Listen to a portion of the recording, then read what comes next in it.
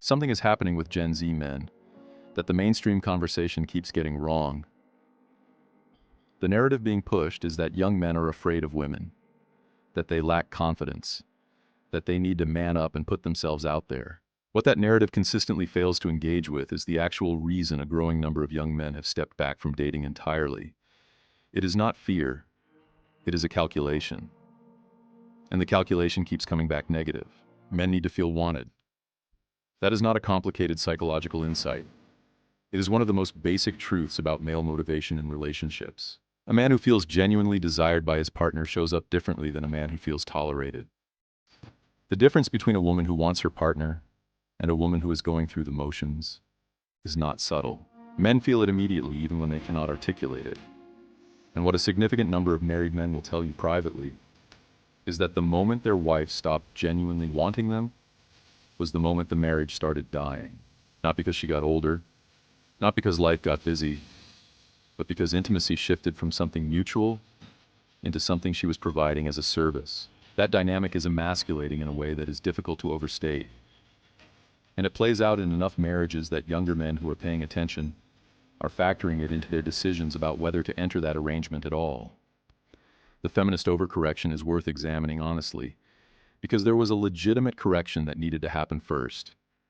The original push for equal pay, equal opportunity, and equal legal standing addressed real injustices that real women suffered under, and the world changed for the better because of it. Nobody reasonable argues otherwise, but movements that gain enough momentum tend to go further than their original mandate, and this one did. The idea that women do not need men moved from a statement about economic independence into something closer to a comprehensive worldview. Women are now taught that every role men historically played can be replaced. Protection through self-defense classes, emotional stability through therapy, domestic tasks through independence, children through sperm banks, financial security through careers. The message is consistent, and it has landed. Women have internalized it, and the unintended consequence is that the less women feel they need men, the less they actually want them. Those two things are more connected than people want to admit. And yet the divorce framework still operates as though women are the economically dependent party who requires protection from the financial consequences of a marriage ending. The gap between those two realities is enormous, and it is being absorbed almost entirely by men. You are being asked to enter a partnership with someone who has been culturally trained to see you as unnecessary, in a legal framework that treats her as financially vulnerable if things go wrong, while being told that noticing this contradiction makes you the problem. That is a genuinely difficult proposition to accept, and the men who are declining it are not doing so out of weakness. What Gen Z men are doing instead is telling. Rather than directing their income toward child support, alimony, and the financial exposure that comes with legal commitment, a growing number are investing in themselves, building careers, accumulating assets, developing their bodies and their minds, living well by any measurable standard, and discovering that living well on their own terms is not only possible, but in many cases more satisfying than what the relationship market is currently offering them. This is not what anyone planned.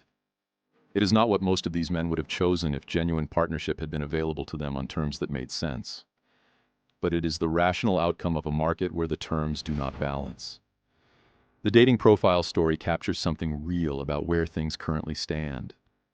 A woman who lists gift giving as her love language and describes what she is looking for as mutually beneficial is using language that softens what is essentially a transactional framing of romantic partnership. The man who points out that framing clearly is not wrong. He is just saying out loud what the polite version of the conversation leaves unsaid. And the reaction to him saying it out loud is more revealing than the original statement. The transaction is fine. Naming it is not. That double standard shows up constantly in modern dating, and men are increasingly unwilling to pretend they do not see it. The attraction paradox is worth naming because it comes up consistently in these conversations and deserves more honest examination than it usually gets. A significant number of women spend their most attractive years pursuing men who treat them as low priority, while men who would genuinely invest in them get filtered out early. By the time those same women are ready for serious commitment, the men who would have given them that commitment have recalibrated. They are no longer waiting. They are no longer available in the same way. And the women who are now ready find that the market they are entering looks very different from the one they expected. This is not karma or punishment.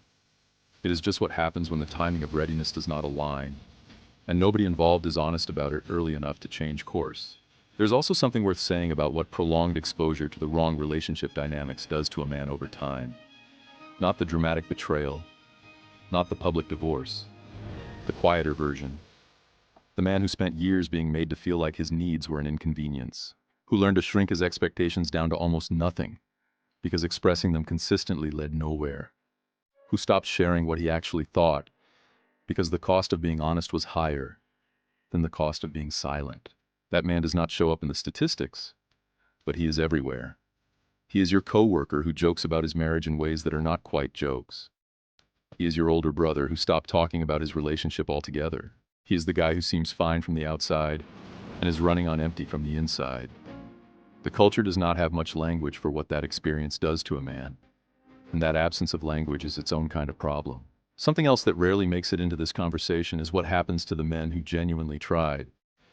Not the men who checked out early or never really invested.